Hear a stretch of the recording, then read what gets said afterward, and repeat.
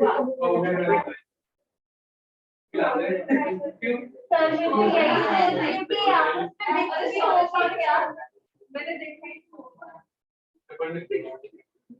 क्या होता है,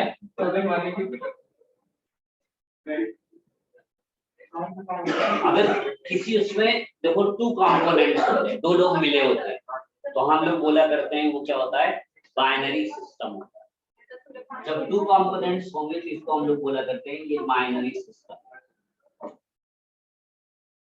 कह रहे हैं अगर थ्री कंपोनेंट्स हो तो क्या बोला करते हैं, टर्नरी सिस्टम। अगर फोर होता है तो क्वाटरनरी हो जाता है।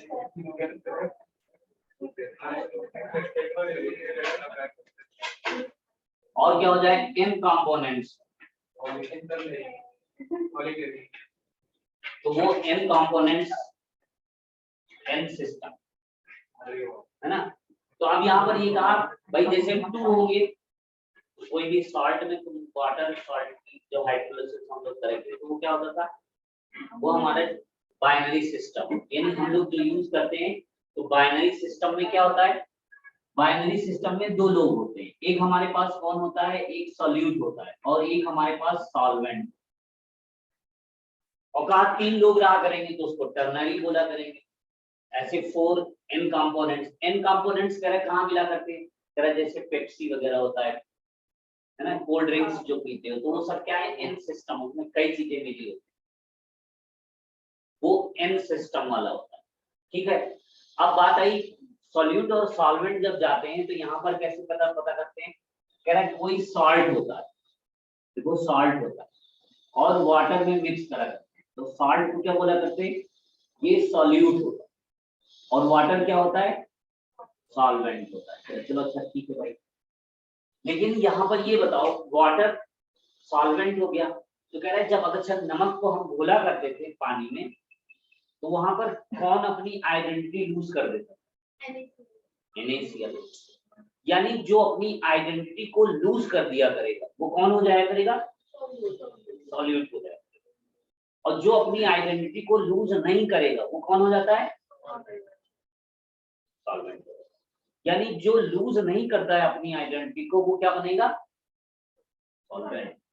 ठीक है, अब जरा इसमें बताओ, अब अगर 50 बेसिक इंफॉर्मेशन से हम लोग जब छोटी क्लास में होते तो हम लोग समझ जाते हैं कम और ज्यादा से जो ज्यादा अमाउंट में होगा वो सॉल्वेंट होगा, जो कम होता है सॉल्यूट होगा। लेकिन अब यहाँ पर किससे याद रखना है हमें, जो अपनी आइडेंटिटी लूज कर देता है वो हमारा कौन बन जाता है।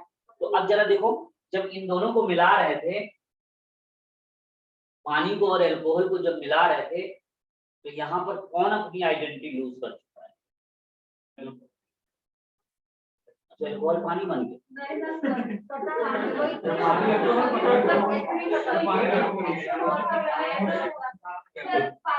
भाई तुम्हें हमने एक गिलास पानी दिया, एक गिलास पानी में हमने तुम्हारे सामने 2 ड्रॉप अल्कोहल डाला और हमने कहा लो पानी पी लो, तो क्या तुम पियोगे, जो नहीं अल्कोहल पीता होगा तो नहीं तो कहेंगे हाँ ला हम पिएंगे, है ना। तो क्या आज जैसे बताओ,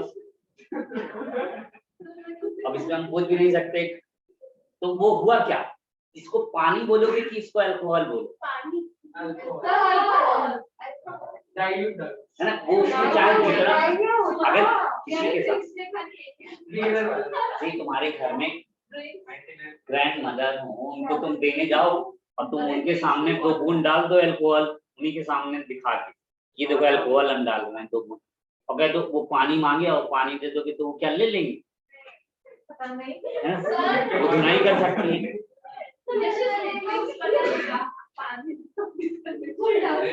मतलब क्या हुआ, ये अच्छा चलो 50-50 ml दोनों को मिक्स किए, तो यहाँ पर किसने लूज कर दी अपनी आइडेंटिटी को, वाटर ने, वो वाटर अल्कोहल बन चुका है।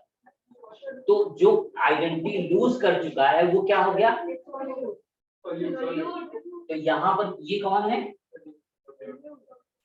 और ये कौन है, यहाँ पर अब बताओ, यहाँ पर क्या है, ये अल्कोहल क्या है,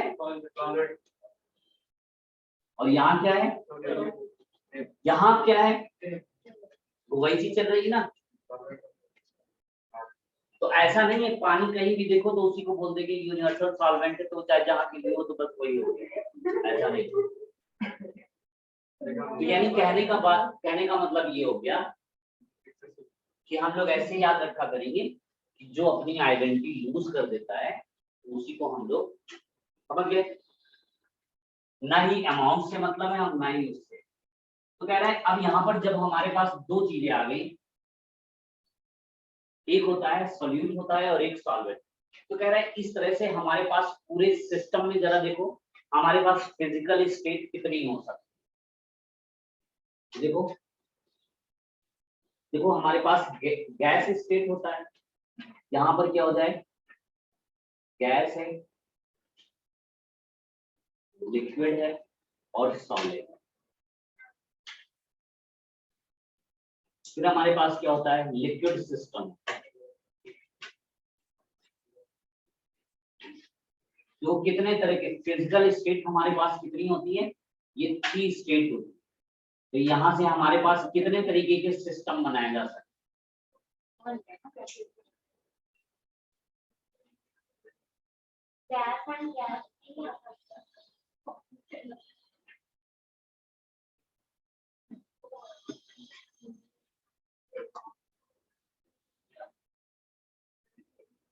ये देखो, तो पहला कौन होता है, ये सॉल्यूट है, ये सॉल्यूट है और ये कौन है हमारा सॉल्वेंट। तो एक होता है सॉल्यूट होता है और एक सॉल्वेंट। तो हमने ऐसा बना दिया कि अगर हमारे पास ऐसा सिस्टम हो तो सॉल्वेंट गैस का हो, तो अच्छा इसका एग्जांपल बताओ कि गैस को गैस में मिलाते हो तो ये क्या होता है, जैसे एयर है, नाइट्रोजन गैस मिली होती है, ऑक्सीजन मिली होती है, CO2 मिला होता है, तो ये क्या है, कह रहा है लिक्विड को गैस में मिलाया होता है, ये क्या होता है, वेपर में आता है। ये देखो सॉलिड को गैस में मिलाया होता है, सॉलिड सॉलिड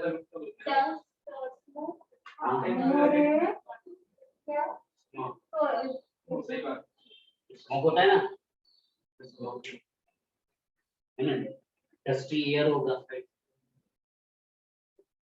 तो ये देखो सकता है गैस को लिक्विड में मिलाते हो तो गैस को लिक्विड में,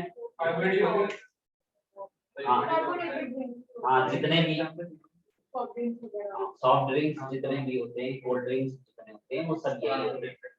तुम्हारी देखो बियर हो चाहे शैंपेन हो, ये सब क्या थे, जितने भी पेप्सी हैं, कोका कोला वगैरह, कोल्ड ड्रिंक्स वगैरह, हाँ देखो देखो पहले जो एग्जांपल बताया उसमें कितना तेजी से पूछेगा, ये क्या होते हैं, कोल्ड ड्रिंक्स वगैरह। तो गैस को तुमने कहाँ मिलाया है, लिक्विड में मिलाया है, या तुम देखो लिक्विड में मिलाया पानी में क्या होता है, एयर ऑक्सीजन मिली होती है, तो उसी की वजह से देखो जितने भी पानी में रहने वाले होते हैं एक्वाटिक वाले वो तो सब वहां पर हो जाते हैं। लिक्विड को लिक्विड में मिलाते हो तो कह रहा है ये कौन सा होता है, तो इनको क्या बोला करते हैं, जैसे सॉल्वेंट होता है गैस, तो ये हमारा पे क्या हो गया, ये गैसियस सिस्टम, ये कैसा है, ये लिक्विड सिस्टम है, और ये कैसा है हमारा सॉलिड सिस्टम, ऐसा होता है।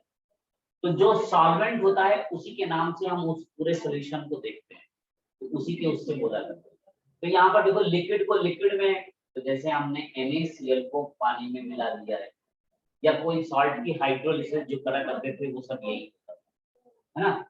अरे लिक्विड को लिक्विड लिक्विड है ना, तो यानी जैसे तुमने मिला दिया किसको, जैसे दूध में पानी मिला देते हो या पानी में दूध मिला देते हो, क्या हो जाए, मिल्क वाटर मिला दिए। सॉलिड को लिक्विड में मिलाते हो, जैसे नमक को पानी में मिला दिए, या कोई भी सॉल्ट की हाइड्रोलिसिस कराए, वो सब हम लोग पढ़ चुके हैं। कोई गैस को सॉलिड में मिलाते हो,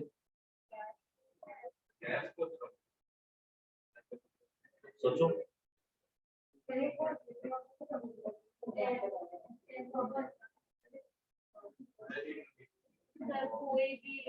गैस को सॉलिड में मिलाते हैं। याद करो, बहुत अच्छी चीज मिलती है प्लैटिनम, और प्लैटिनम पढ़ा है जब लिंड लार्ड कैटलिस्ट देखा करते हैं। कभी कभी इसका नाम सुना है लिंड लार्ड कैटलिस्ट? नहीं सुना है, चलो अच्छी बात। ये क्या होता है? लिंड लार्ड कैटलिस्ट होता है। लिंड लार्ड कैटलिस्ट होता है तो ये क्या होता है? प्लैटिनम, जिसका एटॉमिक वेट कितना आता है, जब तुम लोग एटॉमिक स्ट्रक्चर किए होगे तो वहां पर इसका 46 रहता है एटॉमिक नंबर। और जब हम लोग इसका इलेक्ट्रॉनिक कॉन्फ़िगरेशन बनाते थे तो यहाँ पर क्या होगा, ये जब डी ब्लॉक पढ़ेंगे तो फिर वहां कॉन्फ़िगरेशन को देखेंगे। तो इसकी खास बात क्या होती है? इसमें खास बात ये होती है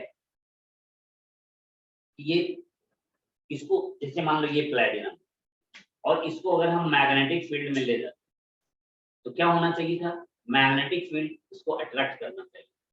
लेकिन जब हम देखते हैं इसको 46, तो देखो बना के देखो एक कॉन्फ़िगरेशन कहाँ जा रहा है, ये कैसा है?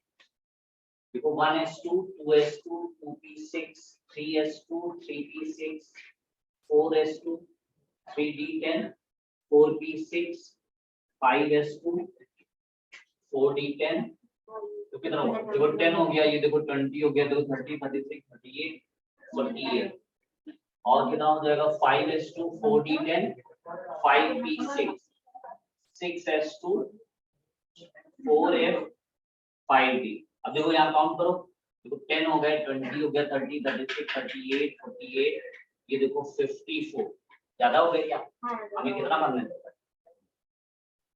46 करने थे ना, तो कितने गए? देखो डी पर 8 आता, देखो यही होता, 10 हो गया, 20 हो गया, 30 36 38, तो 40 10 में शायद आपके एटॉमिक मास होगा ना, 46 ये एटॉमिक नंबर है। ये देखो, तो जब ये होता तो यहाँ पर ये दिख रहा था, ये कैसा है? ये देखो पैरामैग्नेटिक दिखता है ना, डी पर 8 इलेक्ट्रॉन है, यानी अनपेयर्ड इलेक्ट्रॉन है, इसके पास 2 अनपेयर्ड होते, और जब ये पैरा होता तो मैग्नेटिक फील्ड के पास ले जाते, जितने भी मिले तो अनपेयर्ड तो है, और अनपेयर्ड है तो मतलब पैरा है, और जब पैरा होता तो मैग्नेटिक फील्ड इसको खींचती। तो जब हमने प्रैक्टिकल करके देखा तो इसको मैग्नेटिक फील्ड खींच नहीं रही थी और रिपेल कर रही थी, यानी इसका मतलब क्या हो गया? इसके पास सभी पेयर्ड इलेक्ट्रॉन, और जब पेयर्ड है तो ये करता क्या है? ये देखो s के दोनों उठा के यहाँ भेज देता है और इसको बना देता है 10, और यहाँ हो जाता है 3। तो 46 जो प्लैटिनम होता है, उसका कॉन्फ़िगरेशन ये हो जाता है, होता सभी पेयर्ड। तो प्लैटिनम की खास खूबी क्या होती है? जब हम लोग कैटनेशन कराना चाहते हैं, जब हम लोग एल्कीन और एल्काइन लेते हैं तो प्लैटिनम में क्या करते हैं? प्लैटिनम में हाइड्रोजन गैस पास कराते हैं, तो ये क्या कर देता है? ये एब्जॉर्ब कर लेता है, इसके सरफेस पर हाइड्रोजन आ जाता है, और फिर क्या करते हैं? हम इसी को पास कराते हैं H2 पर, जैसे ये है, ये देखो कार्बन कार्बन डबल बॉन्ड, तो यहाँ पर हम प्लैटिनम पास कराएंगे, है ना? तो ये क्या करता है? हाइड्रोजन दे देता है, ये इसमें चेंज कर देता है।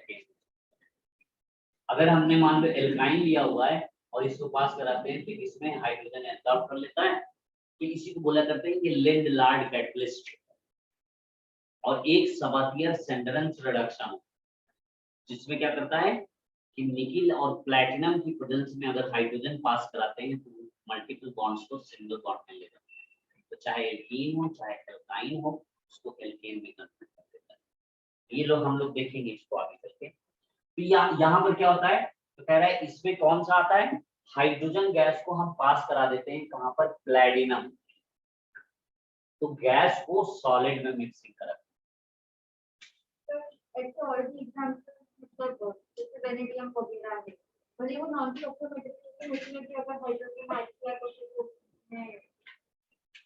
ट्रैकिंग वगैरह होती है, अभी वो सब देखेंगे हम लोग। तो अब ये कह रहे हैं लिक्विड को सॉलिड में करते हो, बताओ ये इसका कोई एग्जांपल बताओ जल्दी से। बहुत अच्छा है। पूरी पीरियोडिक टेबल में कौन सी ऐसी मेटल है जो लिक्विड स्टेट में आती है? मरकरी। मरकरी पूरी पीरियोडिक टेबल में मरकरी कौन सी मेटल से रिएक्ट नहीं करता, अमलगम नहीं बनाता। जब मरकरी की रिएक्शन किसी मेटल के साथ होती है उसी को हम लोग एक नाम बोलते हैं अमलगम। तो कह रहा है ये अमलगम कौन सी ऐसी मेटल है जिसके साथ नहीं बनाता।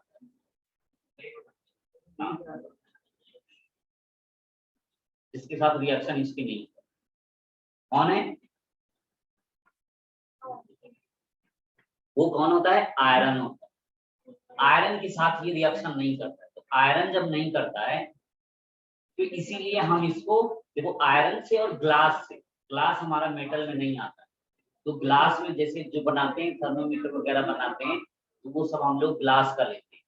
तो इसको ट्रांसपोर्ट करने के लिए, इसको इधर उधर से मूव कराने के लिए हम लोग इसका यूज करते हैं, आयरन का यूज करते हैं। ग्लास में अगर ले जाएंगे ट्रांसपोर्ट करेंगे तो वहां क्या हो सकती है, वो टूट सकती है, सब बेकार हो सकता है। तो लोहे में भर के हम लोग इसको इधर से उधर मूव कराते हैं। ये लोहे में कभी भी रिएक्शन नहीं होती, इसीलिए हम उसको एज ए कैरियर यूज करते हैं। तो यहाँ पर क्या होगा, ये मरकरी को हम आयरन के साथ करते हैं। अब बात है सॉलिड को, सॉलिड में तो ये बहुत सारे जितने भी एलॉयज होते हैं जैसे गन मेटल है वो सब क्या है, यही सब हमारे पास है। अब कह रहा है यहाँ पर हमें जो पढ़ना है, हम जब सॉल्यूशन नाम दिए तो कह रहा है हमें जो पढ़ने का मतलब है किसको पढ़ना है, सिर्फ लिक्विड वाले को पढ़ना, यानी हमारा सॉल्वेंट जो होना चाहिए वो लिक्विड होना चाहिए। यानी हमारी जो पढ़ाई होगी वो केवल इसके बारे में, हम ना गैस वाला सिस्टम लेंगे और ना ही हम ये वाला सॉलिड वाला सिस्टम। हमारा जब मेन टारगेट है वो इसको पढ़ना बात की। अब जब हम इसको आएंगे तो यहाँ पर कह रहा है तो गैस को लिक्विड में मिलाते हैं, लिक्विड को लिक्विड में मिलाया करेंगे और सॉलिड को लिक्विड में मिलाया। ठीक, ये बातें हम देखें। तो कह रहा है अब पहली बात हम ये देखना चाहते हैं कि सॉल्युबिलिटी चेक करना चाहिए। सॉल्युबिलिटी किसकी? कह रहा है अच्छा गैस को अगर लिक्विड में मिलाते हो तो सॉल्युबिलिटी कैसे आएगी, और कह रहा है लिक्विड को लिक्विड में मिलाते हो तो सॉल्युबिलिटी क्या है। ये पहले नोट कर लिए, नोट कर लिए।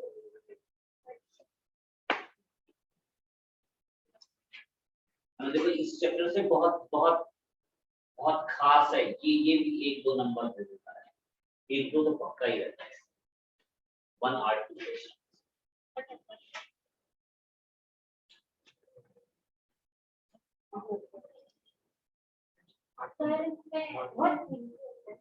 इसमें वाइस का होता है क्या, मोलारिटी और मोलारिटी, मास बार वॉल्यूम मास, वाइस का पीरियड है तो पढ़ा हुआ है पूरी पीरियड है क्या वाइस? हाँ वही, यहाँ पर जो जरूरत होगी हम उसको ज्यादा जोड़,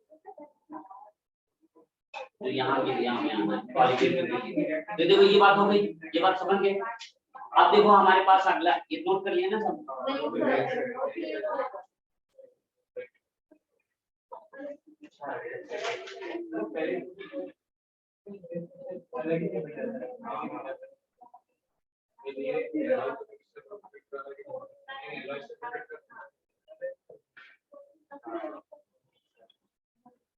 अब देखो सॉल्यूशन बनाने के लिए कहता है कोई 2 कंपोनेंट तुम मिलाते हो तो ये क्या होना चाहिए, ये जो मिक्सचर बनना चाहिए ये कैसा होना चाहिए, होमोजेनियस।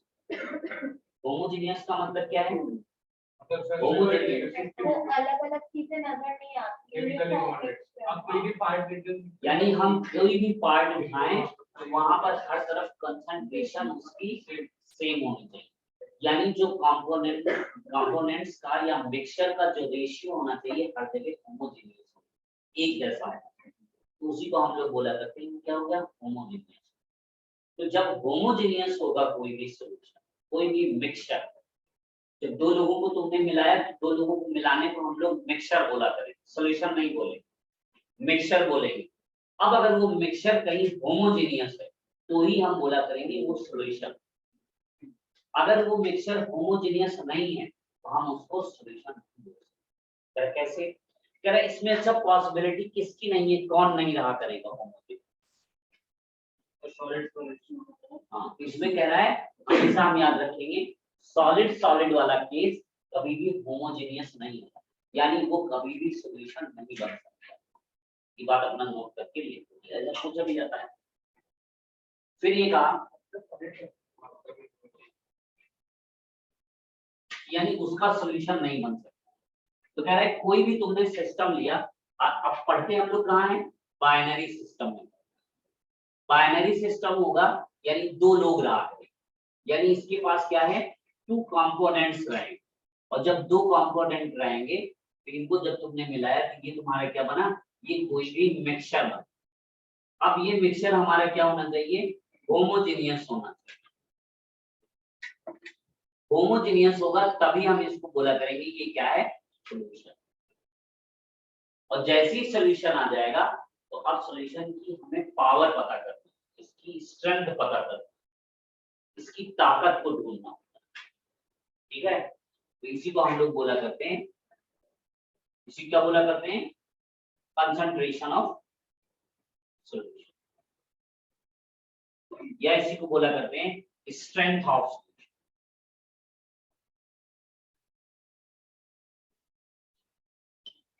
ठीक है, इसको आते हैं। पहला काम ये करेंगे कि पहला केस हम ये देखते हैं, तो हमें जो पढ़ना है बस इनको पढ़ना है।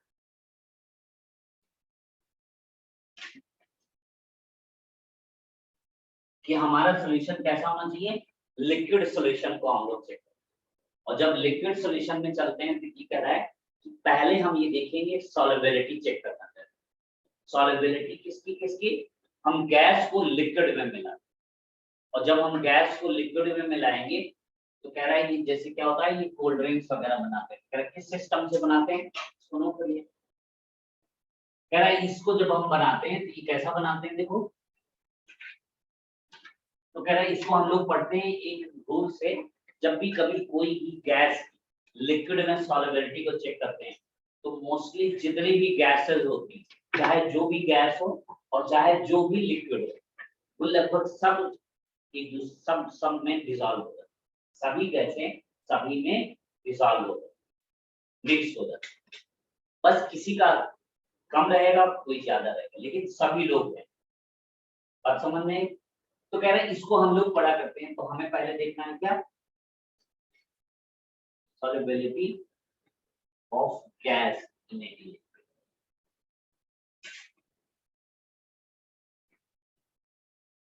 कह रहे हैं कोई भी गैस और कोई भी लिक्विड ले लो, वो हमेशा क्या होते हैं, सॉल्युबल, बस कम और ज्यादा हो सकते हैं।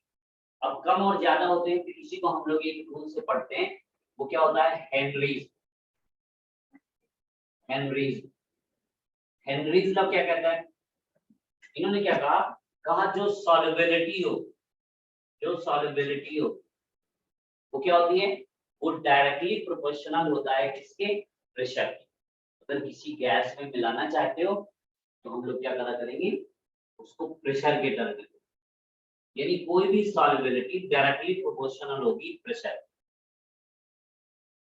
यानी प्रेशर। तो जितने भी कोल्ड ड्रिंक्स वगैरह बनाई जाती है तो इनके लिए हम लोग क्या करते हैं, बहुत हाई प्रेशर दिया, हाई प्रेशर में अब वो गैस को सॉल्युबल किया। तो कह रहा है इसी को अगर हम हटा के क्या कर देते हैं, अगर प्रोपोर्शनैलिटी कांस्टेंट लगाते हैं तो उसी को हम लोग KH को करते हैं। तो कह रहा है यहाँ से क्या हो जाता है, सॉल्युबिलिटी, और KH को क्या बोला करते हैं, ये हेनरी कांस्टेंट, हेनरी कांस्टेंट। और ये जो हेनरी कांस्टेंट होता है ये पर्टिकुलर टेम्परेचर पर पर्टिकुलर गैस के लिए सबके लिए फिक्स रहा है ना, हर एक गैस के लिए हर एक फिक्स टेम्परेचर पर एक फिक्स वैल्यू रहा। तो एक इससे प्रॉब्लम बनता है, अब जरा इसको बताना। कह रहा है क्या हुआ कि हमने एक ए लिया है, एक बी लिया है और एक सी लिया है और एक डी लिया, ये 3-4 गैसेस ले लो, पहले इसमें और बता।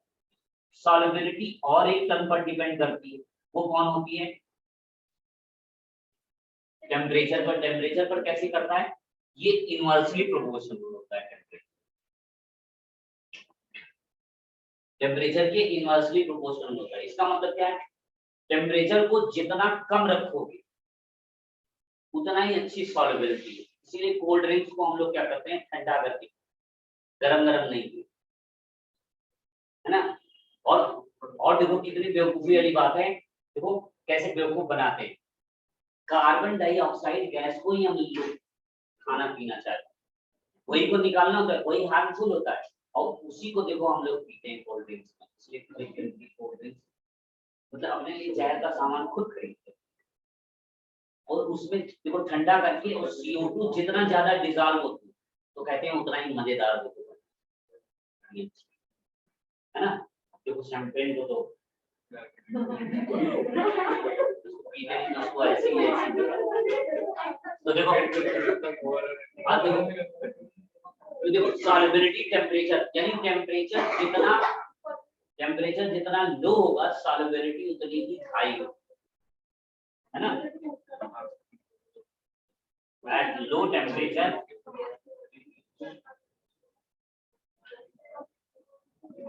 any gas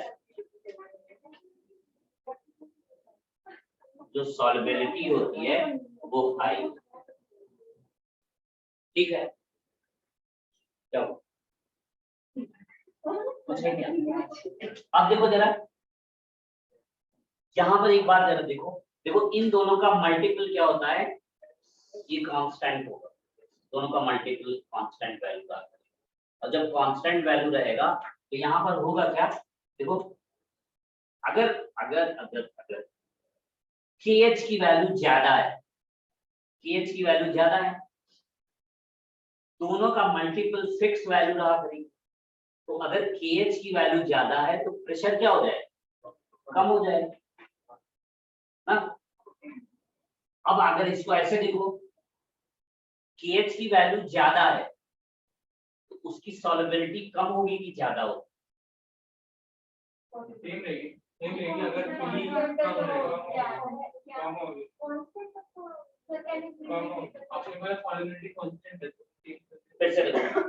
प्रेशर बढ़ाते हो तो सॉल्युबिलिटी बढ़ती है, प्रेशर डिक्रीज करते हो तो सॉल्युबिलिटी डिक्रीज। अब जब तुम्हारे पास KH की वैल्यू ज्यादा होगी तो प्रेशर की वैल्यू क्या हो जाएगी, कम हो जाएगी, और जब प्रेशर की वैल्यू कम हो जाएगी, प्रेशर की वैल्यू कम हो जाएगी तो सॉल्युबिलिटी कम हो जाएगी। तो अगर KH की वैल्यू ज्यादा है तो इसका मतलब सॉल्युबिलिटी क्या है, कम है। KH और प्रेशर का रिलेशन तो तभी निकलेगा जब सॉल्युबिलिटी कांस्टेंट है, और अगर सॉल्युबिलिटी कांस्टेंट है तो वो रिलेशन ही नहीं बनेगा, सॉल्युबिलिटी तो कांस्टेंट है ही है। तो फिर आपने कैसे बोला कि चेंज हो रहा है KH की वैल्यू, सर उस टाइम पे P का कांस्टेंट होना चाहिए, अगर आप बोल रहे हैं कि पर्टिकुलर प्रेशर टेम्परेचर सब कंडीशन तुम देते हो, कोई भी गैस को लेते हो, एक फिक्स प्रेशर एक फिक्स टेम्परेचर पर एक फिक्स वैल्यू, अब उतनी ही रहेगी वो चाहे जहां ले।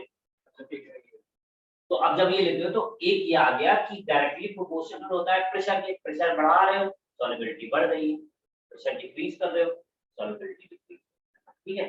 अब कह रहे हैं ये दोनों का मल्टीपल जुड़ जाएगा तो KH की वैल्यू अगर ज्यादा है तो अब हमने जो क्या दिया, हमने कहा ये 2 × 10 पावर -5, ये क्या है 2 × 10 पावर ऑफ -10, और ये क्या है 2 × 10 पावर ऑफ -3, ये कितनी है 2 × 10 पावर ऑफ -1। ये क्या है, कोई 3 गैसेस थी जिनकी KH value for any gases ये रिस्पेक्टिवली दी है। तो ये क्या कहा है, सब कोई फिक्स है टेम्परेचर और प्रेशर पर, at fix temperature and pressure पर ये दिया है, सब कौन है particular fix gases A B ऐसी कुछ है। तो कहेगा which one having highest solubility and which one having lowest solubility, and also find the increasing order of solubility and also find the decreasing order of solubility, ऐसे करके बना। तो correct find करो क्या है मोस्ट soluble गैस, सेकेंड होगा least soluble, और तीसरा होगा इंक्रीजिंग ऑर्डर ऑफ solubility, और चौथा है डिक्रीजिंग ऑर्डर ऑफ solubility।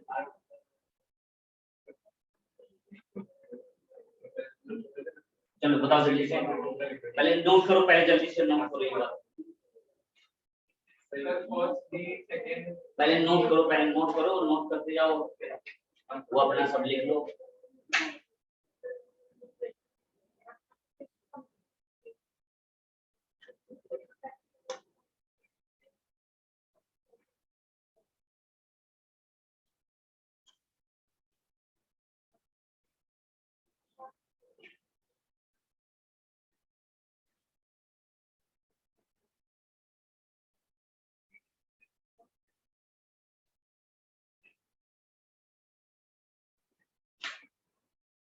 या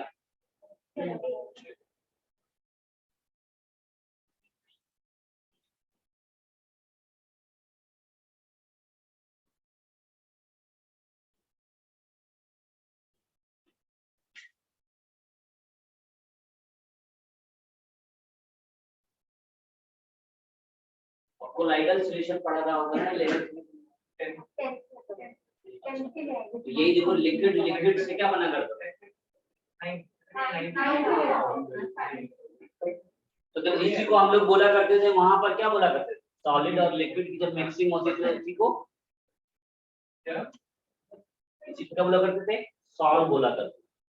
लिक्विड लिक्विड होता था, इसको क्या बोलते थे, लिक्विड सॉल्ट, इमल्जन बोला करते थे। और ये गैस लिक्विड का कोई केस,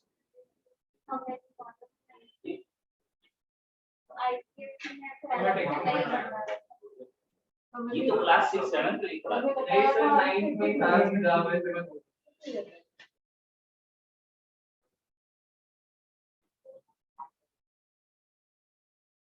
देखो, तो यानी इससे इससे क्या, तो अब अच्छा बताओ, अब बताओ कौन मोस्ट सॉल्युबल गैस है, लीस्ट कौन है, लीस्ट सॉल्युबल बी। अब बताओ इंक्रीजिंग ऑर्डर बताओ, जैसे BACD देखो सही बता ना,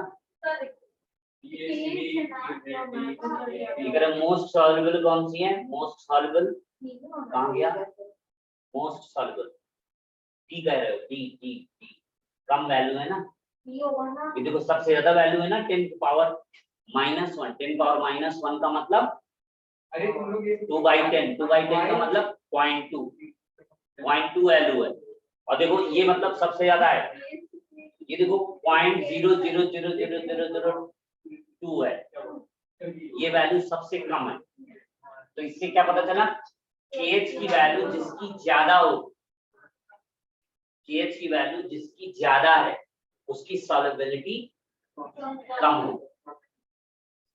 highest the value of KH, lesser the solubility.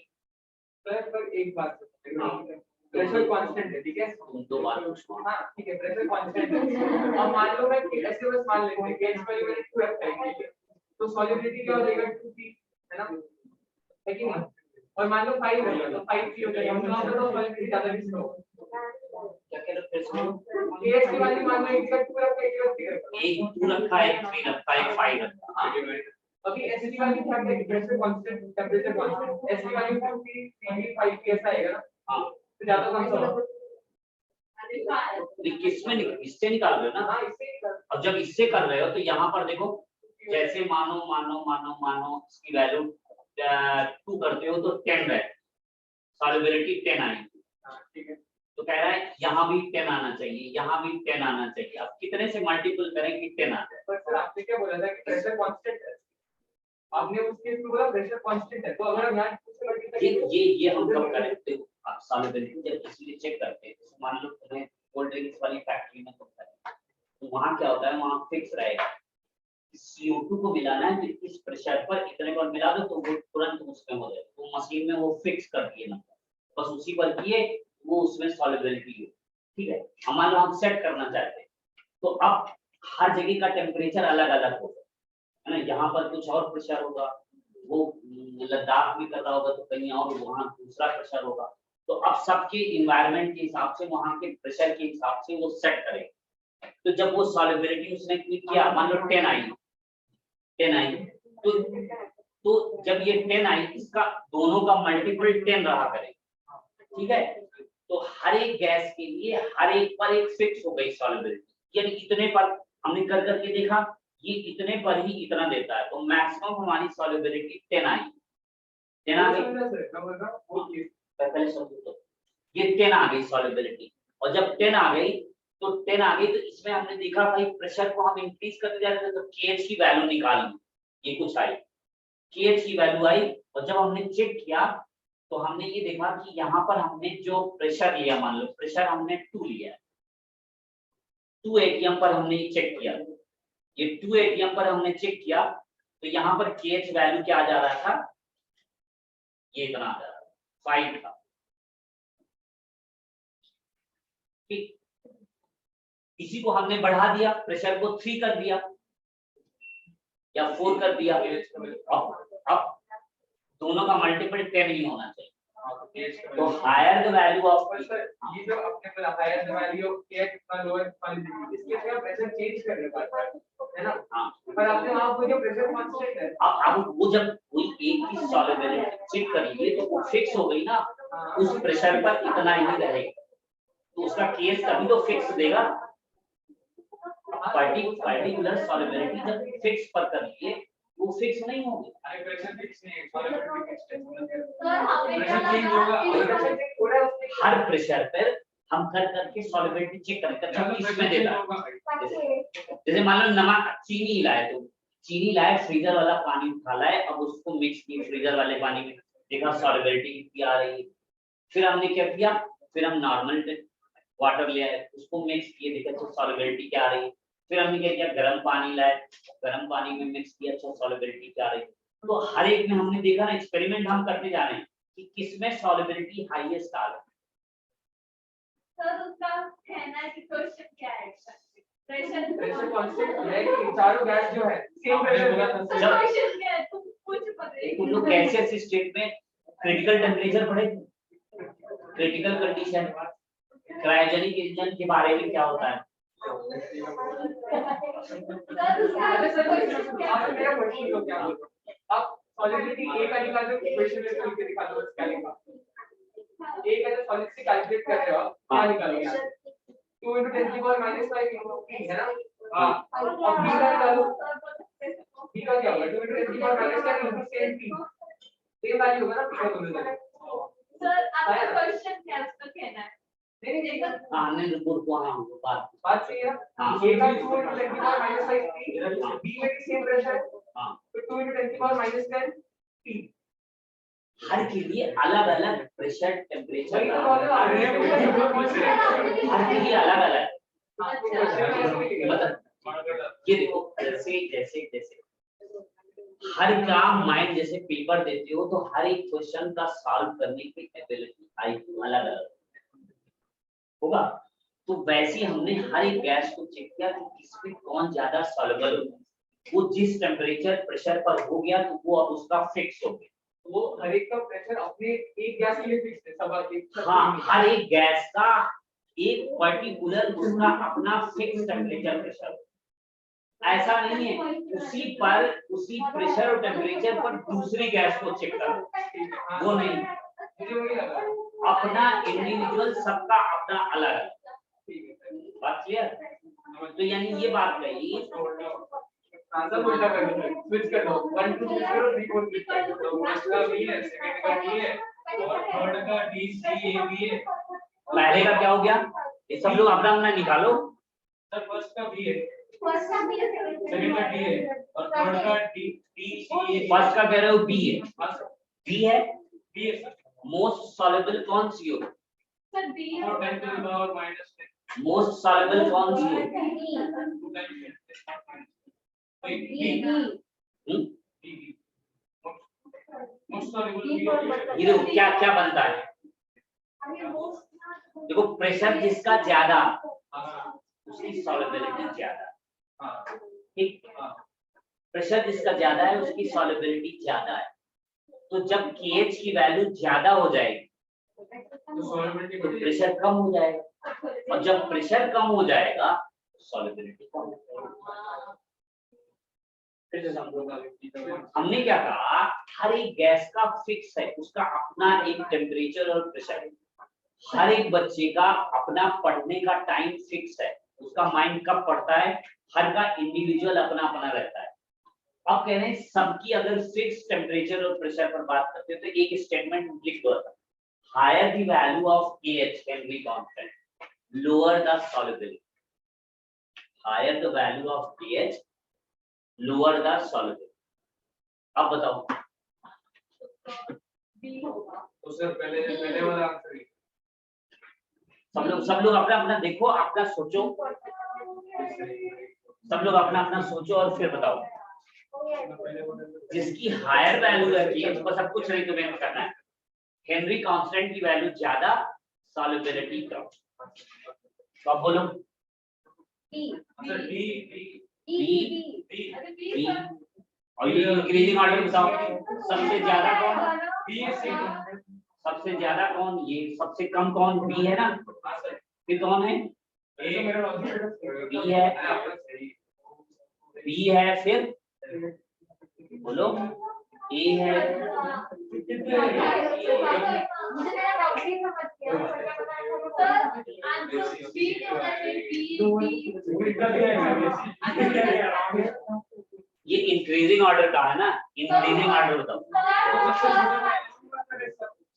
First class अगर KH उतनी कम सॉल्युबिलिटी, आपने ऐसे बोला ना। हाँ, जितना ज्यादा तो ज्यादा कौन है, ज्यादा वैल्यू इसकी है डी, तो ये सबसे कम सॉल्युबल होगा, तो ये सबसे कम सॉल्युबल होगा, तो ये सबसे कम सॉल्युबल होगा, सबसे ज्यादा ये होगा, ये क्या होगा, अब बोलो ऑर्डर बताओ, बोलो डी और बी, तो क्या होगा, बी सी और ए, यही आ रहा है ना। अच्छा, इसमें जब करोगे तो पलट दो इसको, बी ए, ये क्या था, डिक्रीजिंग ऑर्डर, डिक्रीजिंग ऑर्डर का मतलब तो यही जा रहा है ना, सही लिखे ना। तो इंक्रीजिंग ऑर्डर, डिक्रीजिंग ऑर्डर, बस इसमें स्टेटमेंट तुम्हें याद रखना है, हेनरी कांस्टेंट की वैल्यू अगर हाईएस्ट होगी तो उसकी सॉल्युबिलिटी लोएस्ट होती है। चलो, तो ये कह रहा है किसको कर रहे थे, गैस को, इसमें कर रहे थे लिक्विड में, अब कह रहा है अब हम लिक्विड को लिक्विड में मिला रहे हैं, इसकी सॉल्युबिलिटी को चेक करते हैं, तो इसकी सॉल्युबिलिटी कैसे चेक करो, दूसरा है, अब बताओ लिक्विड को लिक्विड में सॉल्युबल करते हो तो क्या देखते हो, बोलो बोलो भाई।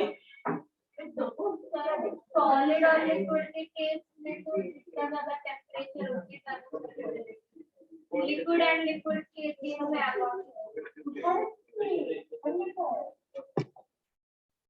ये बताओ, ये भी 6-7 में पढ़ाया जाता है, बताओ लिक्विड को लिक्विड में मिक्स करते हो तो वो सॉल्युबिलिटी कौन बताता है, किसके बेस पर हम बात करते हैं,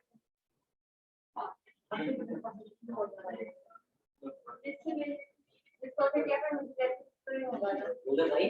तो मिस्टिकल है, ये कहाँ से देखा करते हैं, लाइक डिसॉल्व लाइक नाम की चीज पढ़ी होगी, क्लास 6 से पढ़ाई जाती है,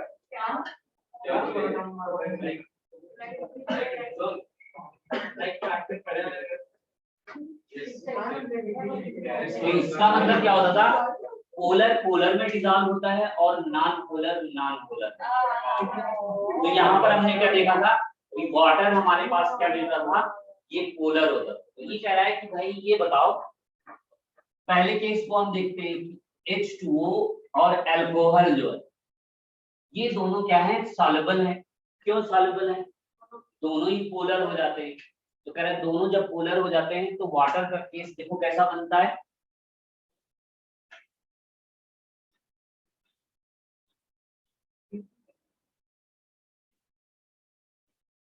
तो कुछ ऐसा टाइप होता है।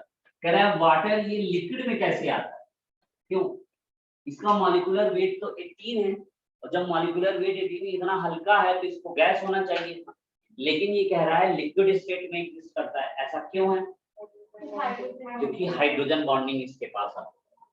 और कह रहा है वाटर मॉलिक्यूल में हमारे पास कितनी हाइड्रोजन बॉन्डिंग हो सकती है, क्यों भाई, कितनी हाइड्रोजन बॉन्डिंग हो सकती है, एक वाटर दूसरे हाइड्रोजन बॉन्डिंग कितनी हो सकती है, वो कितनी हो सकती है, इसके पास लोन पेयर कितने, एक ही ऑर्बिटल होती है, एक ये होती है। और ये देखो हाइड्रोजन से दो लोग बना देते हैं। तो इस तरह हमारे पास वाटर में मैक्सिमम कितनी हाइड्रोजन बॉन्डिंग हो सकती है, 4। इसीलिए डेंसिटी आइस की जो चलती थी वो कम हो जाया करती थी, क्योंकि इस टाइप का वो बना। तो यहाँ पर ये कह रहा है कि ये भी कैसा है, पोलर है, और ये भी कैसा है, पोलर है। तो यही जब दोनों मिल जाते हैं तो ये देखो इस तरह का बना देते हैं। इस तरह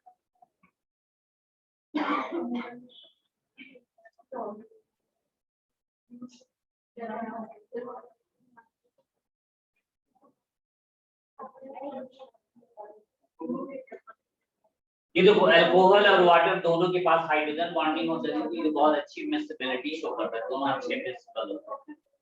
कह रहा है दूसरा अगर केस हम लेते हैं कि अगर हमारे पास, देखो इसको देखो, ये कौन है, हेक्सेन है, और ये देखो कौन है, ये हेप्टेन। ये देखो देखो हेक्सेन है, तो ये कैसा है, नॉन पोलर, ये भी है, नॉन पोलर ये भी है। कह रहे हैं ये दोनों अच्छे मिक्सिबल हो जाते हैं, ये अच्छे डिसॉल्व हो जाते हैं, सॉल्युबिलिटी अच्छी शो करते हैं, और इसी से हम लोग बना देते हैं गैसोलीन, और जिसको हम लोग बोला करते हैं पेट्रोल मिलता है। फिर कह रहा है अच्छा एक केस ऐसा भी होता है कि हमारे पास एक क्लोरोफॉर्म होता है।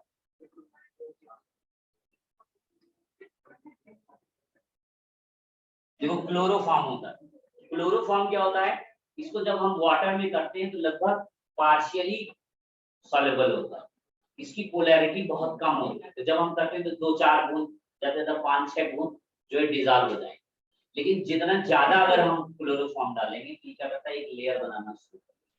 इसी को एक टेस्ट के नाम से पढ़ेंगे। तो यहाँ पर ये क्या कर रहा है कि ये बहुत ही इसका पार्शियल सॉल्युबिलिटी शो करता है, यानी कि इसका डाइपोल मोमेंट बहुत कम होता है ना। कह रहा है बिल्कुल ऐसे ही हमारे पास ये होता है, एक कौन होता है, एसीटोन होता है, ये भी पार्शियल होता है। कह रहा है लेकिन जब दोनों को मिला देते हो तो ये दोनों बहुत अच्छे घुल मिल जाते हैं।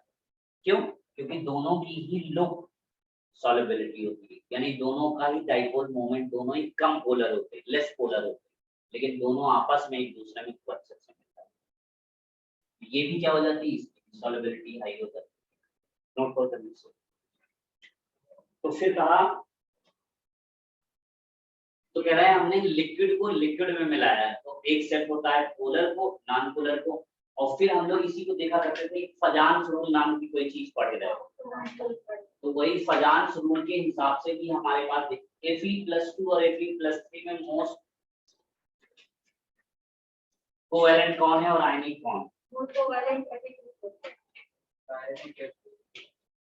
और फिर अगर हम लोग उसको डिसॉल्व करेंगे तो FeCl3 सॉल्युबिलिटी ज्यादा शो करेगा कि FeCl2 करेगा, कौन करेगा और क्यों करेगा,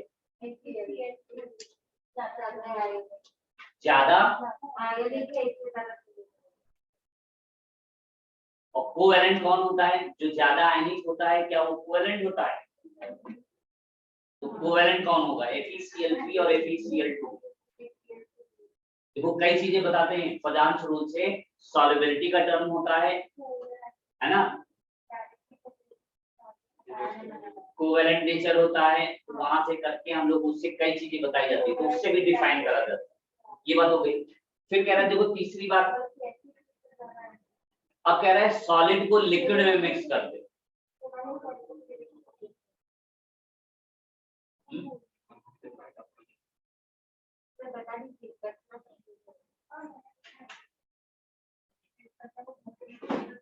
फिर देखो अभी देखो अभी आएंगे सॉल्युबिलिटी को हम लोग बहुत अच्छे से करेंगे। ये पहले यहाँ देखो फजान रूल क्या होता है, फजान रूल क्या होता है, फिर वहां जाओगे तो फिर वहां, अच्छा देखो एक क्या होता था, एक कोवेलेंट कंपाउंड होते, कोवेलेंट में आयनिक कैरेक्टर एक देखा और एक होता है आयनिक कंपाउंड में कोवेलेंट कैरेक्टर देखते हैं।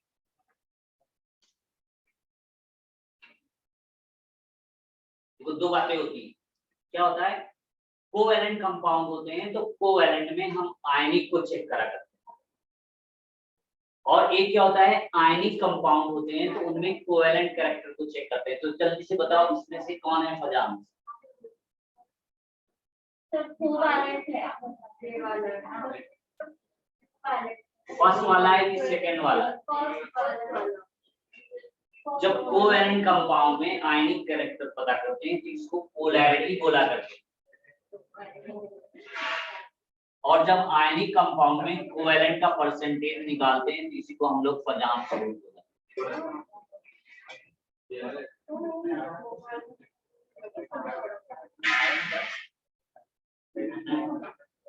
ये क्या होता था? HCl कंपाउंड है। HCl क्या है? Covalent compound.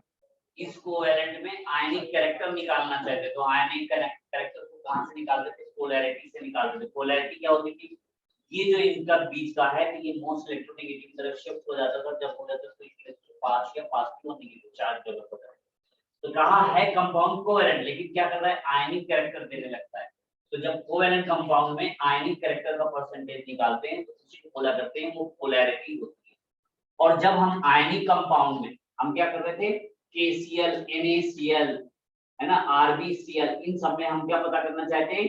ये पता करना चाहते हैं कोवैलेंट कौन सा है, कोवैलेंट का परसेंटेज किसमें कम है किसमें ज्यादा है।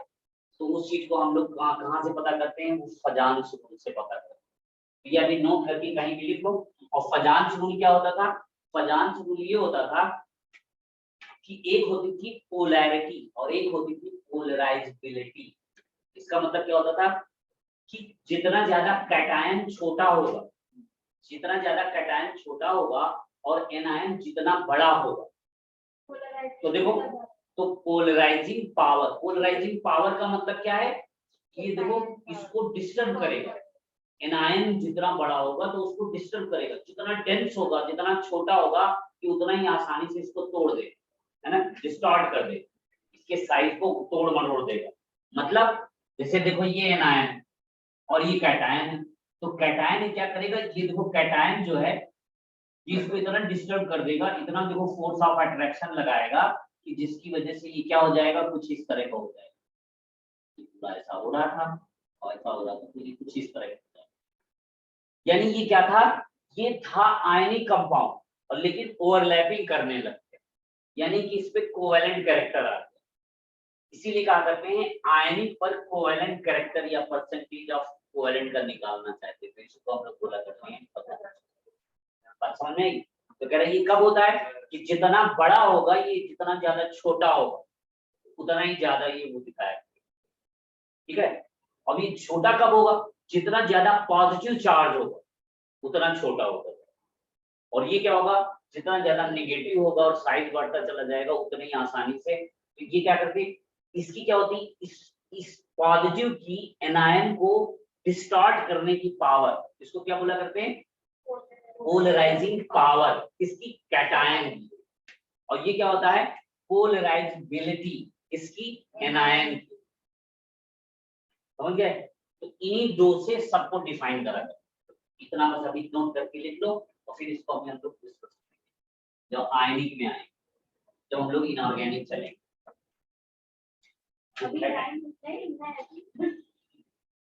तो ठीक है, ये बात हो गई। तो फिर हम लोग बता रहे थे कहाँ होता रहते, कहाँ लिक्विड को लिक्विड में मिला लिए, है ना, गैस। अब सॉलिड को मिलाते हैं, सॉलिड को मिला रहे हो लिक्विड, तो सॉलिड मिलाओ लिक्विड में, तो हाँ, तो अब सॉलिड को लिक्विड में मिलाते हैं, तो अब यहाँ पर क्या केस होते हैं?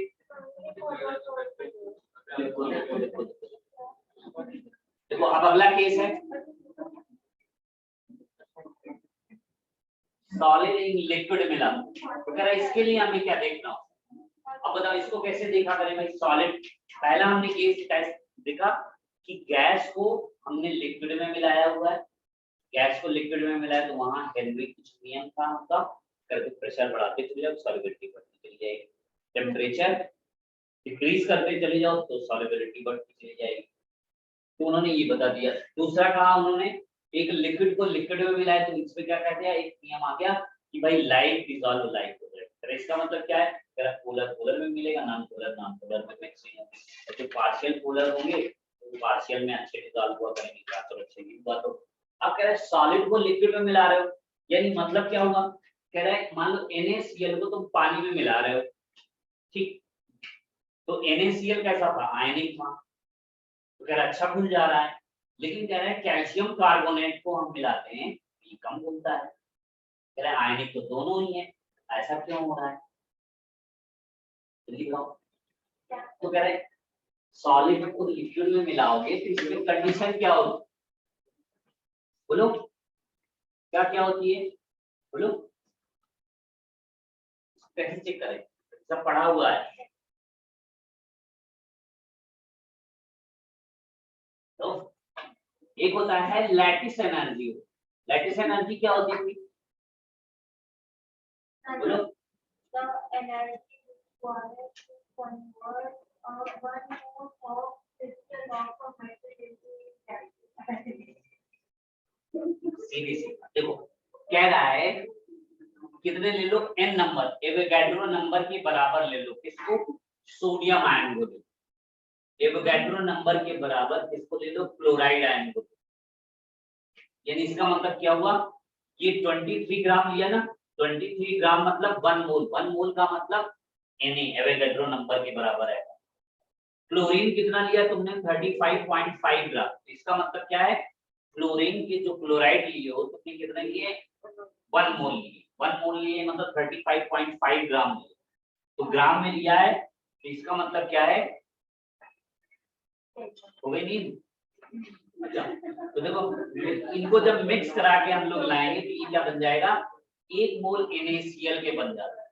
यानी ये कहने का मतलब क्या हुआ कि अगर एवोगैड्रो नंबर के बराबर यहाँ पर सोडियम आयन है तो ढेर सारे, और यहाँ क्लोराइड आयन है, ये कहाँ है, इनफाइनाइट पर है, और उनको इनफाइनाइट से जब तुम लाते हो, इनको लाते हो और इन सबको मिलाते हो, तो जब मिलाओगे तो क्या होगा, ये आयंस है, और जब आयंस है तो ये अपने आप आएंगे, कूलम्बिक फोर्स लगेगा, और कूलम्बिक फोर्स लगेगा यानी ये अपने आप बन रहा है कि नहीं, तो एनर्जी क्या होगी, रिलीज होगी, और जब एनर्जी रिलीज होती है उसी को हम लोग क्या बोला करते हैं, ये कैसी है, एक्सोथर्मिक रिएक्शन।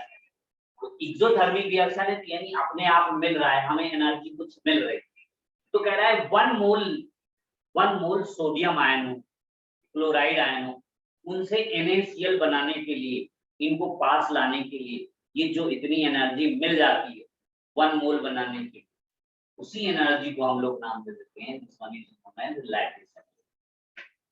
तो 1 मोल इसका लाए, 1 मोल इसका लाए, तो इसका 1 मोल बना दिए, 1 मोल बना दिए, इसका मतलब क्या है, उसी को हम लोग कहते थे दोनों को ऐड कर दो, तो कितना हो गया, कितना हो गया, 58.5 ग्राम NaCl का बना।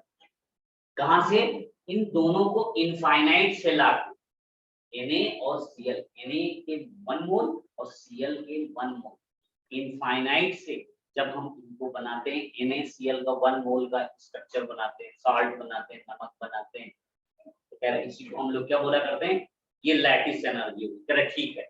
और एक क्या होती है, हाइड्रेशन एनर्जी, इसको भी हमने पढ़ाया था, ये कहाँ पढ़ा था, हाइड्रेशन एनर्जी होती है। हाइड्रेशन एनर्जी क्या है, जल्दी बताओ, हाइड्रेशन एनर्जी क्या होती है, ये किसको बोला करते हैं, हाइड्रोलिसिस और हाइड्रेशन में डिफरेंस बताया था हमने, वो क्या होता था, जल्दी बोलो, हाइड्रेशन पानी डालना, और हाइड्रोलिसिस मतलब नमक डालना, हाइड्रो का लिसिस, यानी हाइड्रो मींस वाटर की लिसिस हो जाए, यानी जिसमें वाटर की बॉन्डिंग ब्रेक होना शुरू हो जाए, उसको हम लोग हाइड्रोलिसिस बोलते हैं, और जिसमें केवल फोर्स ऑफ अट्रैक्शन लगता रहे उसको हम लोग बोला करते हैं हाइड्रेशन। तो वही कह रहा है कि जब Na को तुमने पानी में घोला तो Na को चारों तरफ से घेर लिया ना Cl ने, उसको गीला कर दिया कि नहीं, गीला कर दिया कि नहीं, तो कह रहा है ये देखो ये जो हो गया, तो इस पे चारों तरफ वाटर मॉलिक्यूल आ गए, और जो वाटर मॉलिक्यूल आ गए, ऐसे हमने Cl को जब किया तो कह रहा है कि जो लैटिस स्ट्रक्चर बना था उसको तोड़ने के लिए, अब Na को इनफाइनाइट और Cl को दूर दूर ले जाने के लिए अब हमें कुछ एनर्जी देनी पड़ेगी, वो कहाँ से एनर्जी मिलती है, हाइड्रेशन से मिलती है। यानी कोई भी मॉलिक्यूल को सॉल्युबल होने के लिए कंडीशन क्या है, कंडीशन क्या है, लैटिस एनर्जी, बोलो और एक होती है हाइड्रेशन एनर्जी।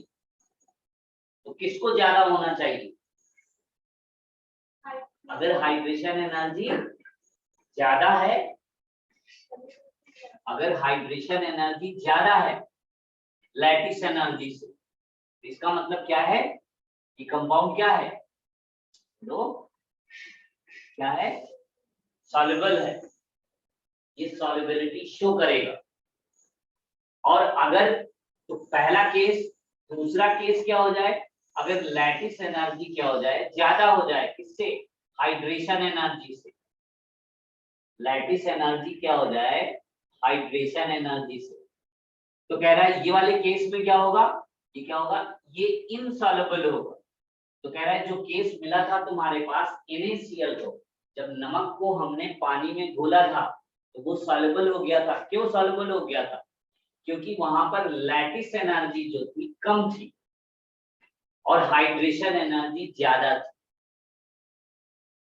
तो जिसकी वजह से वो सॉल्युबल हो गया था। और कह रहा था जब कैल्शियम कार्बोनेट को तुमने मिलाया था तो उसमें क्या था, लैटिस एनर्जी उसकी ज्यादा हो गई थी और हाइड्रेशन एनर्जी कम। लैटिस एनर्जी का मतलब पास पास जब लाए थे, अब ये Na नहीं जा पा रहा है, इतनी फोर्स ही नहीं दे पा रहा कि ऊपर चले जाए, तो कहेंगे यहाँ पर क्या हो गया, ये इनसॉल्युबल हो गया।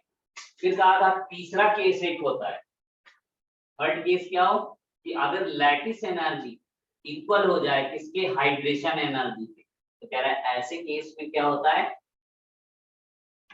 ये सॉल्युबल होता है एट हाई टेम्परेचर और प्रेसिपिटेटेड हो जाता है एट लो टेम्परेचर। यानी तो soluble at high temperature,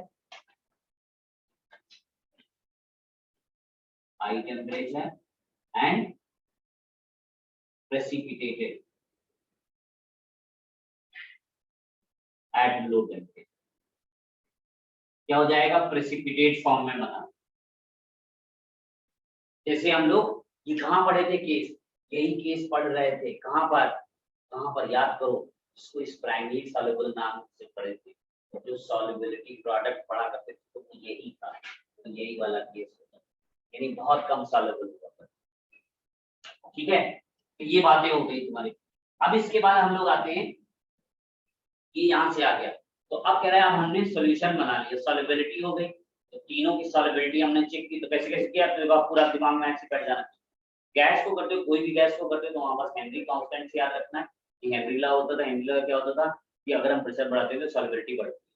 दूसरा हमारे पास क्या था, और ये याद रखो कि इसमें टेम्परेचर के बढ़ाने से सॉल्युबिलिटी डिक्रीज होती है, कहाँ, गैस को लिक्विड में। ठीक है, दूसरा क्या कहा, वो अपना कोल्ड ड्रिंक्स, इसमें हमें याद रहना चाहिए। दूसरा हमने कहा कि लिक्विड लिक्विड को करते थे तो कह रहा था लाइक डिसॉल्व लाइक से याद रखना। तीसरा हम लोगों ने केस देखा कि हम सॉलिड को लिक्विड में करते थे, यहाँ पर दो केस है, एक हाइड्रेशन एनर्जी होती है और एक लैटिस एनर्जी। तो कह रहा है सॉल्युबिलिटी कब शो करता है, जब लैटिस एनर्जी से ज्यादा हाइड्रेशन एनर्जी हो। समझ गए? फिर कह रहा है अब देखो, अब हमारे पास आ गया, कह रहा है हमने सॉल्यूट और सॉल्वेंट को मिक्स किया, और जब सॉल्यूट और सॉल्वेंट को मिक्स किए तो यहाँ से हमारे पास क्या चीज आ गई, एक मिक्सचर मिला। और वो मिक्सचर कैसा हो गया, अगर होमोजेनियस हो गया है तो यहीं से हम लोग कहते हैं ये सॉल्यूशन बनाते हैं। और जैसे ही हमने सॉल्यूशन बनाया तो उसको हम लोगों ने नाम दे दिया, देखो सॉल्यूट और सॉल्वेंट को हमने मिक्स किया तो ये हमारे पास मिक्सचर मिला। और ये मिक्सचर कैसा हो गया, ये अगर होमोजेनियस हो गया, होमोजेनियस हो चुका है, तो इसी को हम लोगों ने कहा ये कौन है, ये सॉल्यूशन। और जैसे ही हमने कहा सॉल्यूशन है तो अब हम इसकी ताकत को पता करना चाहेंगे, इसकी पावर को पता करना चाहेंगे, इसकी स्ट्रेंथ क्या है, तो कहेंगे इसी को हम लोग बोला करते हैं स्ट्रेंथ ऑफ सॉल्यूशन। अब कह रहे हैं स्ट्रेंथ ऑफ सॉल्यूशन को रिप्रेजेंट करने के लिए हमारे पास मैथमेटिकली बहुत से तरीके हैं। तो कह रहा है पहला क्या है, तो अब हम लोग कर रहे हैं strength of solution. Strength of solution को हम लोग क्या बोला करते हैं, इसी को हम लोग बोला करते हैं कंसंट्रेशन ऑफ सॉल्यूशन।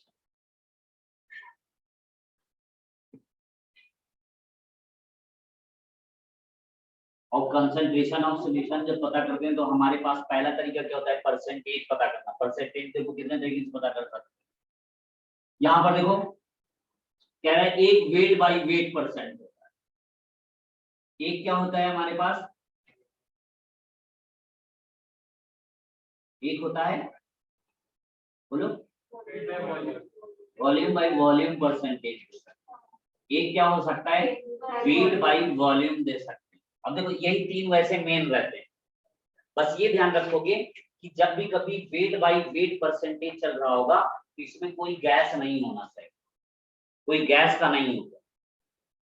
और जब वॉल्यूम बाय वॉल्यूम में चल रहे होगे तो कह रहा है यहाँ पर दोनों वॉल्यूम में होने चाहिए, ऐसा नहीं है यहाँ पर कोई सॉलिड नहीं होना चाहिए, नहीं तो उसका वो सही नहीं दे, क्यों नहीं सही दे पाएगा, क्योंकि उसका देखो मेजर हम सही से नहीं कर पाए। तो कह रहा है अच्छा अगर हम किसी को भी किसी में मिक्सिंग करना चाहें तो कैसे करा करेंगे, तो कह रहे हैं उसके लिए एक और तरीका है, क्या, परसेंटेज ऑफ मोल, जिसको हम लोग क्या बोला करते थे, मोल फ्रैक्शन। तो कह रहा है मोल फ्रैक्शन ही एक ऐसा जुगाड़ है, एक ऐसा रास्ता है जिसमें हम किसी भी यूनिट में ले लें, कोई भी हो, सॉलिड लिक्विड गैस हो, किसी को मिक्स कर रहे हो तो यहाँ पर हम बहुत अच्छा बना। तो अब हमेशा ध्यान रखोगे weight by weight percent, weight और वेट बाई परसेंट को इसको कैसे निकालते हैं, तो यहाँ पर क्या होता है कि weight of solute upon weight of solution लिया जाता है। तो इसका बेसिक मतलब क्या होता है, परसेंटेज। परसेंटेज का मतलब ये होता है, जैसे मान लो हमने कहा x ग्राम, हम wait by weight percent x gram NaCl है, तो इसका मतलब क्या है, बोलो, x ग्राम कोई का लेते हो तो इसका मतलब क्या है, सॉल्यूट का x ग्राम कितने में से, 100 में से, 100 ग्राम सॉल्यूशन में x ग्राम उसकी सॉल्युबिलिटी। ठीक है, जब भी बोला करें मतलब ऐसे बोलेंगे x% ऑफ, मान लो NaC या NaBr, तो ये क्या है और ये क्या है, देखो x ग्राम, और ये किसमें दिया है, x gram weight by wait ऐसे दिया होगा of NaCl, x gram weight of, देखो वेट बाई वेट का है NaCl। इसका क्या मतलब है कि 100 ग्राम जो सॉल्यूशन आया है, सॉल्युबिलिटी ऑफ, इसके क्या कहते हैं, फ्रैक्शन ऑफ NaCl का कितना है, x ग्राम। 100 ग्राम सॉल्यूशन में NaCl का कितना है, x ग्राम, इसका मतलब ये रहा। तो यहाँ पर देखो कैसे करा करेंगे, अगर फार्मूला तुम्हें देखना है तो क्या करोगे, देखो वेट ऑफ सॉल्यूट, और यहाँ क्या होता है, weight of solute plus weight of solvent, weight of solvent, और वो क्या होगा इनटू 100। तो यही क्या बन जाता है, परसेंटेज। किसका, वॉल्यूम बाय वॉल्यूम का है। तो सब में बस तुम्हें ध्यान क्या रखना है, क्या है, नीचे कौन रहा करेगा, सॉल्यूशन रहा करेगा, ऊपर कौन रहा करेगा, सॉल्यूट या सॉल्वेंट जिसको तुम ले रहे हो। जैसे मान लो इसी को हम ऐसे कहें तो बता देंगे ना, तो परसेंटेज सबको मालूम होगा। इसमें से एक हमारे पास बहुत अच्छा आता है जो हमारा ज्यादा यूज होता है, देखो इसको हम बता भी चुके हैं, वेट बाई वॉल्यूम होता है। वेट बाई वॉल्यूम का होता है जिसको हम लोग करते ग्राम पर लीटर में। तो ग्राम पर लीटर, तो बहुत जगह हम लोग ग्राम पर लीटर में, इसी को हम लोग बोला करते हैं ये ग्राम पर लीटर में होता है। 1 लीटर में कितने ग्राम है, तो उसी को वेट बाई वॉल्यूम से बताते हैं, है ना। तो इसको हम लोगों ने देखा था कहाँ, सॉल्युबिलिटी प्रोडक्ट के नाम से वहां देखे थे, इसको मोल पर लीटर में कन्वर्ट किए तो मोलरिटी कंसंट्रेशन में इसको बोले थे। ठीक है, अच्छा अब जरा एक जल्दी से ये बता दो, तो इसी से हम फार्मूले भी डिराइव करते हैं। हमने क्या किया, हमने लिया कितना हो गया, क्या है, 1.03% ऑफ वेट बाई वेट, किसका है, NaBr। ठीक है, क्या कह रहा है, 1.03% of weight by weight of NaBr कर दिया हुआ है। और हमने ये कहा है कि सॉल्यूशन की डेंसिटी जो दी, डेंसिटी कितनी है, 1.1 ग्राम पर सीसी। तो कह रहा है फाइंड करो, देन फाइंड, पहली बात मोलैरिटी बता दो, दूसरी बात मोलैरिटी बता दो,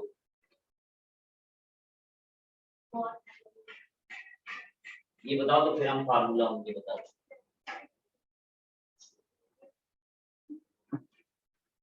बताओ जल्दी से बताओ। ये तो लिख लिया हमने। अच्छा, अब हमें देखना होगा ये परसेंट डी वाला हम करते हैं मोल परसेंट। मोल परसेंट को ही हम लोग बोला करते हैं फ्रैक्शन नाम की चीज, mole fraction.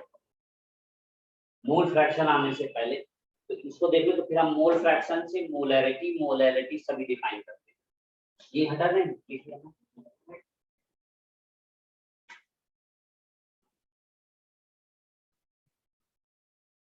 Volume by volume का परसेंट होगा तो इसका मतलब क्या होगा? इसका मतलब होता है, तो इसका मतलब क्या है कि volume of solute upon volume of solution और इनटू 100। इसका मतलब ये होता है। किसका कहेंगे? कहेगा volume by volume percentage of solute बताओ। तो सॉल्यूट क्या हो जाएगा? Volume of solute upon volume of solution. Volume of solution में मतलब सॉल्यूट और सॉल्वेंट दोनों मिक्स, तो ये बोला और 100 से मल्टीपल कर देंगे। तो जब भी परसेंटेज में दिया हो, जैसे तुम्हारा नंबर होता है कि 100 में इतना, तो वो किससे मल्टीपल होके आता है? फ्रैक्शन से। फ्रैक्शन किससे आता है? टोटल नीचे रहता है, जितना नंबर तुम पाए हो वो ऊपर रहता है। तो फ्रैक्शन रहता है 1 से, डिग्री ऑफ डिसोसिएशन रहती है 1 से, है ना? उसी में 100 से मल्टीपल कर देते हो, वही परसेंटेज करता है। हो गया?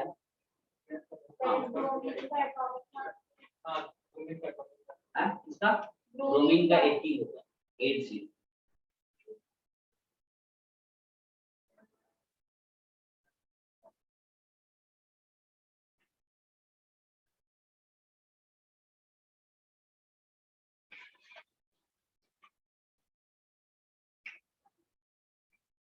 पोलैरिटी 0.1 कितना है?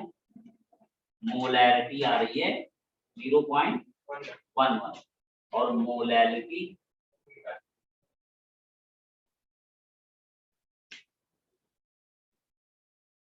अब देखो अगला हम कर लेते हैं। इसमें बताए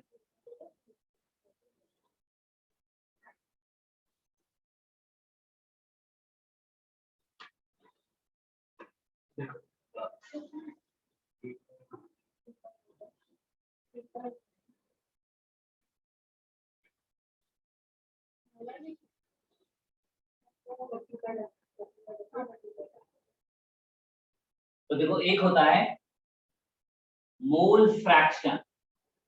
तुम्हारे मार्क्स का फ्रैक्शन क्या होता था? तो वैसे ही कहा मोल का फ्रैक्शन। तो मोल फ्रैक्शन कैसे आता है? देखो ये भी वही चीज है, परसेंटेज। मोल कैसे बनेगा? जो फ्रैक्शन आया है उसी को 100 से मल्टीपल कर दोगे तो भाई क्या बन जाएगा? परसेंटेज। तो अगर मोल फ्रैक्शन में 100 कर देते हो तो यही क्या बन जाता है? यही मोल परसेंट होता है। तो अब बात समझे। अच्छा, मोल फ्रैक्शन होता क्या है? मोल फ्रैक्शन क्या है? मोल फ्रैक्शन क्या होता था? मान लो अगर बाइनरी सिस्टम हम ले रहे हैं तो दो लोग हैं, ए है और बी है। तो इसके मोल्स क्या है? Na मोल्स हैं और इसके क्या है? Nb moles. तो बोला करेंगे mole fraction of A, mole fraction of A. इसको कैसे दिखाया करते हैं? वैसे साइज से दिखाते हैं हम लोग, ऐसे एक एक्सिस से दिखाते हैं। तो यहाँ पर क्या होता है? Moles of A upon total mole. तो देखो मोल्स ए के कितने हैं? Na, और टोटल मोल्स कितने हैं? Na moles of A plus moles of B ना। ऐसे कहेंगे mole fraction of B, mole fraction of B. इसको कैसे दिखाएंगे? XB से। तो यहाँ पर क्या होगा? Moles of B upon total moles. Total moles कितने हो गए? Na plus Nb upon total moles. ये कितना हो जाता? देखो moles of B upon total. तो जब भी बाइनरी सिस्टम होगा तो हमेशा याद रखोगे फॉर बाइनरी सिस्टम यहाँ पर क्या होगा? मोल्स ए और मोल्स बी का जो सम होगा वो 1 के इक्वल होगा। मोलारिटी है देखो ये होगा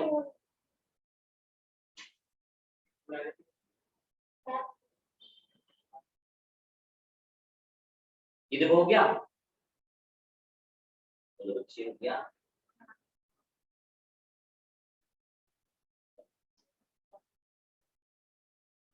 तो अब हमने कहा कि देखो देखो देखो देखो अब क्या कर देते हैं, तो नहीं करते हैं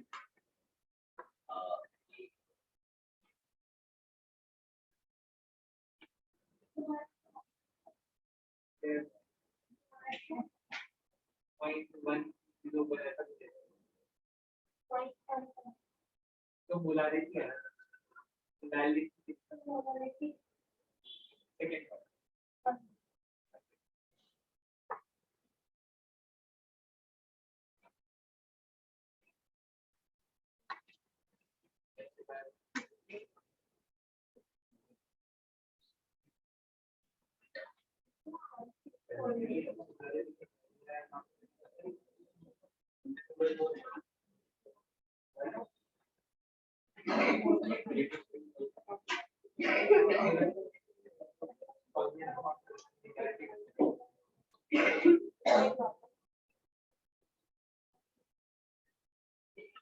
देखो अच्छा ये ले लो जैसे 4.9 ग्राम ऑफ HNO3 और ले लेते हैं प्लीज ले लो 6.3 ग्राम ऑफ HNO3 और 4.9 ग्राम ऑफ H2SO4।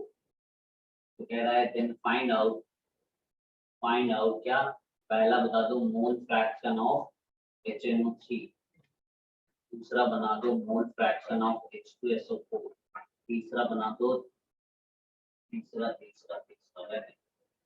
जल्दी से बताओ, ऐसे ऐसे दे दिया क्या करा करेगा, और तीसरा बता दो मोल परसेंट ऑफ इसका HNO3 का, चौथा बता दो मोल परसेंट ऑफ H2SO4 का।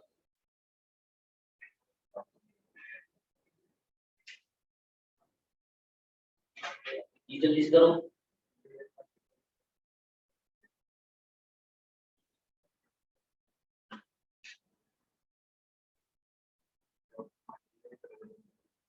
देखो करें जल्दी से जल्दी ये वाला करो सब लोग, क्या करें यहाँ पर ये HNO3 का मॉलिक्यूलर वेट कितना होता है 63 और देखो H2SO4 का कितना होता है 98। ये सब नर्सरी के लिए पढ़ाया जाता है, ये सब तैयार होना चाहिए, 6-7 में बताया जाता है मॉलिक्यूलर वेट निकालना ना।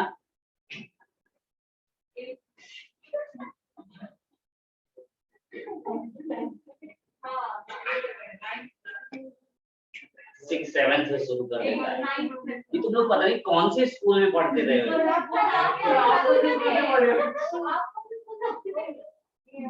सब 6-7 में कोई भी कोई CBSE ले लो ICSE ले लो, कोई भी 6-7 या कोई जाते हो अगर बदल जाते होंगे उनसे लेके जरा देखना हम लोग जरा 6th क्लास की बुकलेट वहाँ देखना, अगल बगल बच्चे तो होंगे ना तो उनके जरा लेके देखा करो उसमें क्या क्या दिया है साइंस नाम की चीज। तो क्या होता है एंगल क्या होता है, ये पहली बार क्लास 6 में पढ़ा था। देखना जरा वो लंबे लंबे डेकोरेशन से करने वाले जल्दी बोलो। अच्छा आंसर बताओ, जो मॉलिक्यूलर वेट रख दिए हैं और उनके उसका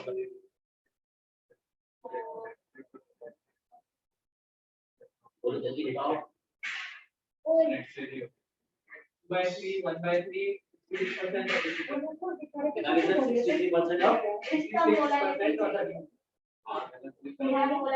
ये कह रहा है 66%, क्यों यही आ रहा है ना 33%, और यहाँ क्या क्या आ गया 2/3 और 1/5, और नीचे मोलारिटी इसका है 0.1010, तो इसका कह रहे हो 0.1010 ऐसा। चलो चलो तो देखो पहले इसको चेक कर लेते हैं, तो ये जब हमने बताया तो यहाँ पर देखो क्या होगा, यहाँ पर देखो मोल फ्रैक्शन निकालना। तो मोल फ्रैक्शन निकालने के लिए क्या किया, देखो जिस चीज को नहीं आता है तो हमने क्या किया, मोल्स निकालना है किसके, HNO3 के। तो देखो HNO3 के मोल्स क्या हो जाएंगे, मॉलिक्यूलर वेट कितना है इसका 6 ये देखो 6.3 ग्राम दिया था इसमें 63 में, तो ये क्या हो गया 1/10 हो गया, है ना। मोल्स आ गए किसके, HNO3 के। और H2SO4 के मोल्स निकालते हो तो वो देखो कितना हो जाएगा, वो कितना दिया था 4.9/98। तो ये देखो करोगे तो ये हो जाएगा, तो ये कितना हो गया 1/20। तो इसका देखो 1/20 आ गया। और जब 1/20 आ गया तो कह रहे टोटल मोल्स कितने हो गए 1/10 + 1/20 हो गया। तो अब बस यहाँ पर मोल फ्रैक्शन निकालना है इसके। तो देखो मोल फ्रैक्शन HNO3 के कितने हो गए, ये देखो कितना हो गया, इसका निकालना था 1/10 ऊपर हो गया और ये नीचे हो गया, कितना हो गया, कितना हो गया, कितना हो गया, ये हो गया 3/20। तो 3/20 का 20/3 तो हो गया। तो ये देखो किसको कर देते हैं, तो ये 2/3 आता है, 2/3 ये है, तो 1 से माइनस करोगे तो 1/3 ये आता है, दूसरे को निकालने की जरूरत ही नहीं, यहाँ से निकाल दो।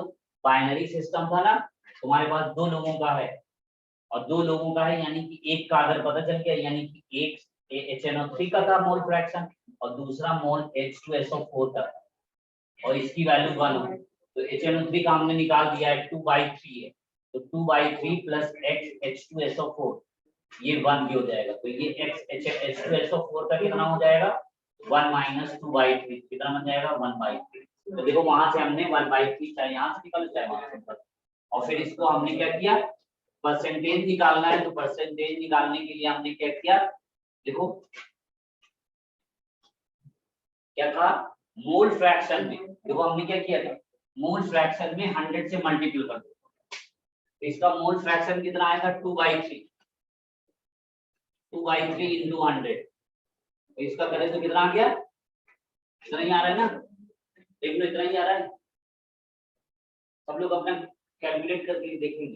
और ये 1/3 × 100 करोगे तो ये कितना आ गया 33%। चलो ये बात हो गई। अब कह रहा है एक ये देखना है, एक हमारे पास ये दिया था, इसमें देखो इसमें फार्मूला डिराइव कर देते हैं, जो इसी से डेरिवेशन हो जाएगा। ये हो गया, ये बात समझ में आ गई। मोल फ्रैक्शन को कैसे निकाला करते हैं, ऐसे 3 लोगों को मिला सकते हैं, 3 लोगों को मिलाएंगे तो वहां पर भी कैसा होगा, अगर टर्नरी सिस्टम ले लेते हैं तो वहां पर अगर 3 लोग होते तो वहां पर भी ऐसी देखो तीनों के मोल्स हो जाएंगे, तो यहाँ पर mole fraction A + mole fraction B + mole fraction C ये 1 के हो जाएगा। अगर मान लो n कंपोनेंट का लेते हो तो n कंपोनेंट में सबको जोड़ते चले जाओ, है ना, 1 2 3 4 5 ऐसे कर दो, वो हो जाएगा, कर लोगे। इसी को अभी एक मिक्सिंग करके प्रॉब्लम कहाँ ये सबकी मिक्स होके कहाँ बनती है, देखो इसी को गैसियस स्टेट में हम लोग पूछना शुरू कर देते हैं, वहां पर इन्हीं सबका एप्लीकेशन आ जाता है। और तुम्हारे ये देखो पूरी केमिस्ट्री में तो घूमता ही है। तो क्या अगला बताएं, अब आप एक बात आती है एक मोलैरिटी होती है और एक मोलैलिटी होती है, देखो उनको बता देते हैं। ये हमारे पास बहुत घूमेगा कौन, मोल फ्रैक्शन। मोल फ्रैक्शन को याद रखो, मोल का परसेंटेज हो, मोल का परसेंटेज कहां से आता है, मोल के फ्रैक्शन से। और ऐसी एक होता है पीपीएम नाम की चीज पढ़े होगे, पार्ट्स पर मिलियन। ये क्या होता है, 1 मिलियन में यानी 10⁻⁶ लीटर में कितना ग्राम कोई डिसॉल्व है, यानी बहुत लेस सॉल्युबिलिटी जिसकी होती है, उसी को हम लोग दिखाया करते हैं पीपीएम से। तो पीपीएम कैसे बनाएगा, कह रहे वहां पर भी ये ऐसी होता है, उसको मोल फ्रैक्शन के टर्म से भी बना सकते हो और वेट के उससे भी बना सकते हो। तो अगर वेट के उससे बनाते हैं तो कैसे बनेगा, weight of solute upon weight of solution into 10⁻⁶। तो उसी को हम लोग बोला करते हैं पार्ट्स पर मिलियन। और फिर एक होता है पार्ट्स पर बिलियन।